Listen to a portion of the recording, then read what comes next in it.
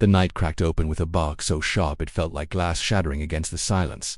Officer Daniel Rourke froze mid-step, his flashlight beam catching the wiry shape of a stray dog darting out from the shadows of an abandoned alley, its ribs pressed tight against its skin, its eyes wild yet strangely purposeful, as if it hadn't wandered into his patrol by accident but had come searching for him. "Easy now," Rourke muttered under his breath, his voice low, the kind he used when approaching a volatile suspect. But the dog wasn't charging. It limped forward, head bowed, something dangling from its mouth that glittered faintly in the weak streetlight. Then, with a suddenness that made his heart kick, the animal dropped the object right at his boots and stepped back, growling not in threat, but in warning, as though daring him to ignore it. Rourke angled the light down. A keychain, not just anyone he recognized. His breath caught, his hand tightening around the handle of his flashlight until his knuckles widened. It was a small brass pendant, worn with age, shaped like a firefighter's helmet. He knew it, because his father had carried one just like it, a charm that never left his side after the blaze that had killed 3 men from Engine 12. But his father had died, years ago, and this keychain wasn't supposed to exist anymore. The alley seemed to constrict around him, shadows pressing closer, the night colder. He crouched slowly, fingertips brushing the metal charm. It was heavy for its size, as though carrying something more than weight like memory itself. He lifted it carefully. The dog's eyes locked onto him, tail stiff, every muscle quivering. The animal wasn't begging for food or safety. It was delivering something it wanted him to see. "Where did you get this?" he whispered, though he knew the question was absurd. Still, the words left his mouth like they belonged to someone desperate for an answer. The dog gave a low whine and backed deeper into the alley, pausing only long enough to glance over its shoulder. It was waiting for him. Rourke hesitated. A part of him screamed to call it in, to mark the location and request backup, to follow protocol. But another part, the one that remembered his father's rough hands pressing that very keychain into his palm when he was a boy, told him that if he let this moment pass, he'd regret it for the rest of his life. So he followed. The city streets were slick with rain, lights from distant cars smearing across puddles like smudged paint. The stray limped ahead, sometimes vanishing into shadow, sometimes reappearing under the glow of a broken street lamp. It didn't run far. It wanted him close, always pausing just long enough for him to catch up, then pressing forward again. Every corner tightened the knot in his chest. He didn't know what he was chasing, a lead, a memory, a ghost, but the farther they went, the more the city seemed to shift, pulling him into its underbelly where silence reigned and the ordinary laws of the night no longer applied. They stopped at a boarded-up warehouse, its windows like hollow eyes, its steel doors scarred with rust and graffiti. The dog scratched at the entrance, then sat down, gaze fixed on him as if demanding he open it. Rourke's hand went to his radio, but his thumb hovered, unwilling to press the button. Something told him this wasn't just another abandoned building. Not tonight. He slipped the keychain into his pocket, its metal biting cold against his skin, and pushed the door open. The air inside was heavy, damp with mold, carrying a faint chemical temp. His flashlight swept across dust-coated machinery, toppled crates, and broken glass, glittering like teeth on the floor. The dog patted ahead, claws clicking, until it stopped at the center of the room. Then it barked once, a short, piercing sound that echoed like a signal. Rourke's beam caught movement. Not the dog, not rats, something else. A box, shoved carelessly beneath a workbench, its lid cracked open just enough to reveal the edge of fabric. He knelt, heart hammering, and pulled it free. Inside was a stack of evidence bags, neatly sealed, and at the very top, almost mocking him, was another brass keychain identical to the one in his pocket, but this one wasn't tarnished. It was polished. His throat tightened. Someone had been keeping these, collecting them, and if the dog hadn't led him here, he never would have known. Behind him, the stray gave a sharp growl, its eyes fixed on the darkness beyond the door. He wasn't alone, and in that breathless instant, Rourke understood whatever case he thought he was working. It had just changed, forever. The sound of the growl rooted Officer Daniel Rourke to the cold floor. It wasn't the dog this time. Its body was stiff, ears pinned, eyes trained toward the dark corner of the warehouse. Rourke's hand hovered near his holster, his pulse pounding against the tight collar of his uniform. He flicked the beam of his flashlight, slicing the shadows until it landed on a figure. A man stepped forward, slow and deliberate, as though he had been expecting this moment all along. The stranger's coat was heavy, hood drawn low, but Rourke caught the gleam of sweat on his face, the twitch of his jaw as recognition passed between them. "You shouldn't be here," the man muttered, his voice carrying the edge of command rather than fear. Rourke's throat tightened. He had seen that face once before, in old case files linked to unsolved arsons. The name had floated in and out of investigations, never pinned down long enough to stick. And yet here he was, standing inside a warehouse littered with sealed evidence, face to face with the officer who'd stumbled onto it by accident or by fate. Before Rourke could speak, the dog snarled and lunged, but the man stepped back quickly, his boot catching against a crate. A clatter echoed through the building, the sound almost theatrical in its timing. Rourke barked a warning. "Stay where you are." His voice shook the rafters, but the man's smirk deepened, as though he was already 10 steps ahead. The stranger raised his hand slowly, but in the dim light, Rourke saw something slip from his sleeve, a small, familiar glint of brass. Another keychain identical. The air thickened. This wasn't coincidence. Whoever this man was, he carried the same tokens that had haunted Rourke's family. The same brass pendants tied to tragedies his father had never spoken of in full. "What is this?" Rourke demanded, his voice cracking with a raw edge he couldn't contain. "Why do you have these?" The man tilted his head, as if amused by the desperation in his tone. "Some legacies," he said, "aren't written in bloodlines. They're written in fire." His words slithered across the silence, igniting a fury in Rourke he hadn't felt in years. The dog barked again, sharp and insistent, tugging at Rourke's attention, almost as though it understood the danger better than he did. For a fleeting second, Daniel's mind snapped back to his childhood, to his father sitting at the kitchen table, staring at that same brass charm, knuckles white around.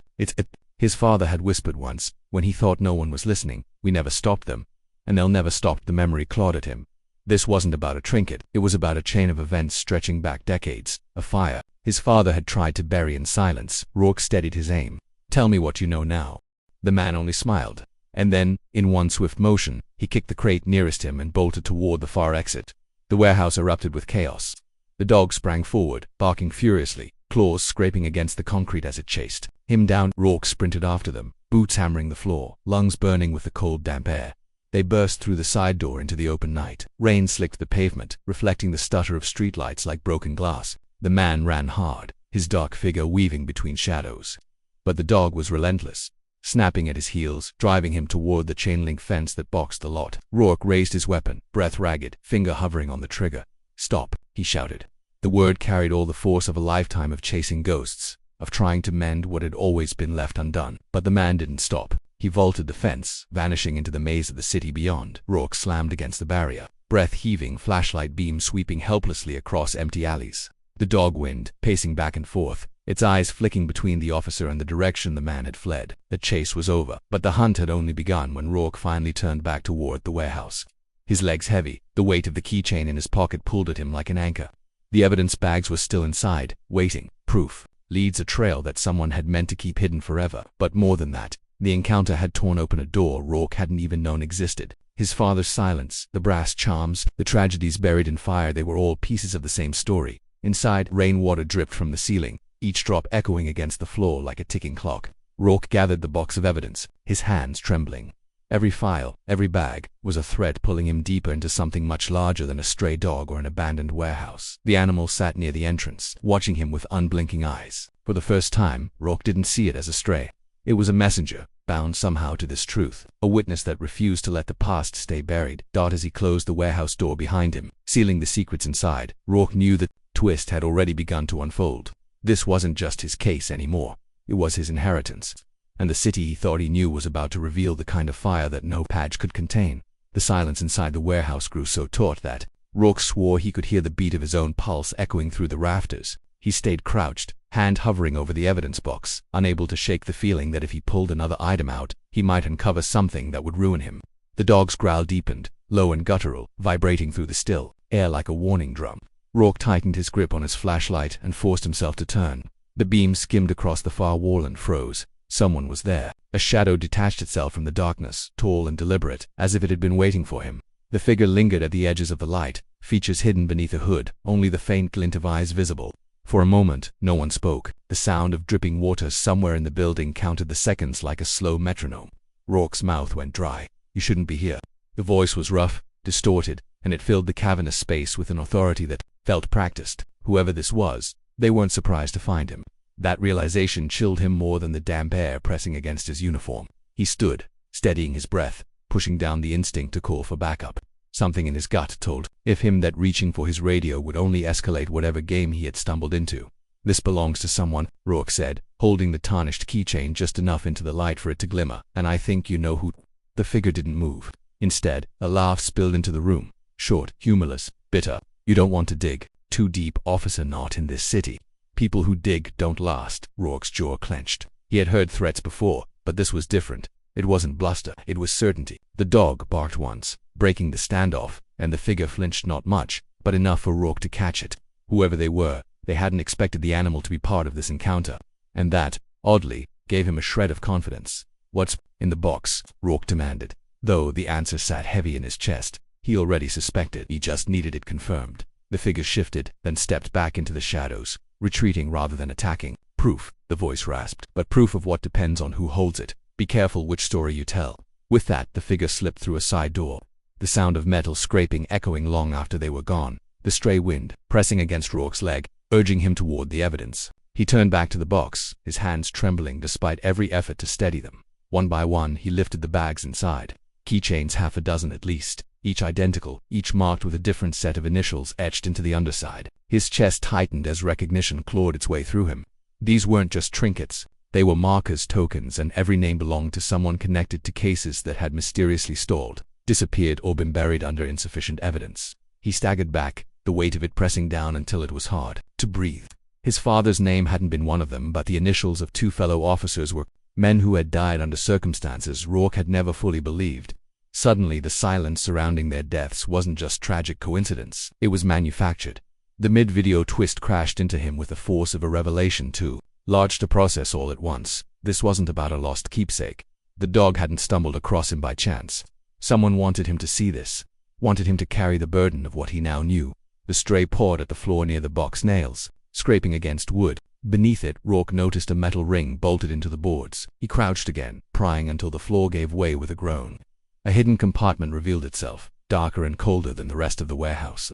Inside lay folders, one of them stacked and sealed in plastic. Case files. His throat constricted. These were the cases every rookie whispered about. The ones veterans dismissed as urban legend, the files that had vanished without explanation. He pulled one free, his eyes scanning the front page. The date, the names, the red closed stamp, all pieces of a puzzle that had been deliberately scattered. The dog barked again, sharper this time. Rourke looked up. Through the gap in the broken wall, headlights cut across the night. A car had pulled up outside, engine idling, the sound of a door slamming shut punctuating the tension. Someone else was coming in. His heart lurched. The evidence in his hands could topple more than one career. It could bring down an entire system. But holding it also painted a target squarely on his back. The choice pressed in: run now with the truth, or stand and face whoever was walking through that door.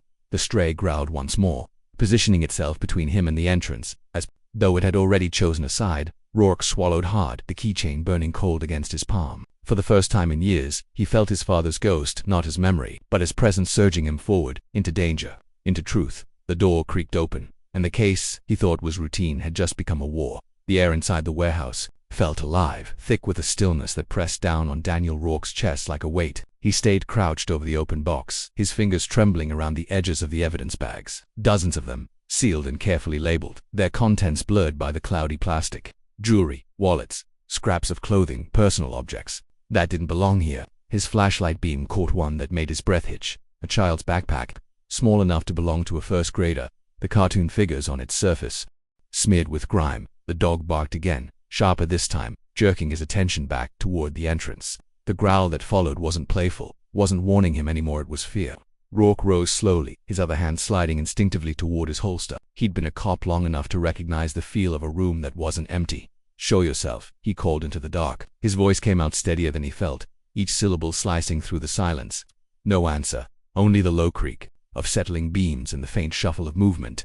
Too heavy to be the dog. Then came a voice, low and calm, as if it had been waiting. "You shouldn't be here, officer." The flashlight cut across the room, landing on a man standing near the far wall, half-shadowed. His face was obscured by the brim of a hood, but the stance, the stillness there was a confidence there, a control that made Rourke's pulse spike. The man wasn't startled, he wasn't fleeing, he was waiting. "What is this?" Rourke demanded, his voice rising, his hand tightening on the gun at his hip. "These bags, who do they belong to?" The man stepped forward just enough that the light revealed his mouth, curved in something between a smirk and a sneer. "People who were never meant to be found. You've gone far enough. Leave the keychain and walk away." The words sank into Rourke's gut like ice water. His father's charm, the one that had been missing since childhood, this stranger knew about it. The coincidence evaporated. It wasn't chance, it wasn't random. The dog hadn't found him at all. He had. "But let here, don't walk away," Rourke said, though his voice cracked just enough to betray the storm building inside him. He wasn't sure if he was speaking as a cop, or as a son still haunted by the memory of that keychain pressed into his hand before his father went out for what would be his final shift. The dog growled louder, its body rigid, ears pinned. Then, in a blur of movement, The man bolted not toward the exit, but deeper into the warehouse. Rourke lunged after him, the flashlight beam jerking wildly across rusted pillars and crumbling concrete. The chase turned the air electric, every footstep echoing like gunfire in the cavernous space. They burst into a side corridor where the stench of oil and rot mixed so thick it clawed at Rourke's throat. The dog followed at his heels, a streak of wiry fur and muscle, faster than his own breath. Ahead, the hooded man slipped through a half-open steel door. By the time Rourke shoved it wide, the figure was gone, but the room he stepped into froze him in place. It wasn't empty. Walls lined with shelves bore more boxes, more bags, evidence, dozens, maybe hundreds, stacked neatly, catalogued with a precision that felt military. And there, in the center, on a battered wooden table, lay photographs. Rourke's hand shook as he picked one up, a little girl smiling on a swing. Another photo showed the same child's face, but this time pale, eyes closed, taped to an evidence bag that held a pink ribbon. His stomach clenched. This wasn't just a cache, it was a graveyard of memory. A private archive of people who had vanished, each item a stolen life. Behind him, the door slammed shut. The sound thundered through the room, rattling the shelves. Rourke spun, gun raised, heart hammering against his ribs. The dog barked furiously, hurling itself at the door. Locked. The hooded man's voice came again, muffled but clear through the steel. You see now, don't you? Some cases were never meant to be solved. And some keys open doors you can't close. Rourke pressed his shoulder into the door, straining, but it didn't budge. He was trapped. The dog whined, circling, then pawed at the pile of photographs on the table, as if urging him to look closer.